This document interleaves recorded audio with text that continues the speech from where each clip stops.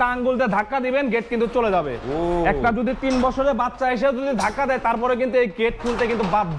এটা যার যতটুকু জায়গা প্রয়োজন সে কিন্তু ততটুকু জায়গায় এইখানে কিন্তু ইউজ করতে পারবে। যেমন এই গেটটা কিন্তু আছে হচ্ছে টোটালে 11 ফিট, 11 ফিট বাই 8 ফিট। ধরেন আপনার 3 ফিট জায়গা দরকার, এই যে আপনি 3 ফিট জায়গা কিন্তু পেয়ে গেলেন সবসময় যাতায়াত করার জন্য। আপনার প্রয়োজন 6 ফিট, আপনি আরো একটা পাল্লা খুলে দিলেন, এখানে কিন্তু 6 ফিট জায়গা কিন্তু আপনি কিন্তু পেয়ে গেলেন। আর যদি আপনার 9 ফিট জায়গা প্রয়োজন হয়, সেই ক্ষেত্রে আরো একটা পাল্লা খুলে দিবেন, আপনি 9 ফিট জায়গা পেয়ে যাবেন।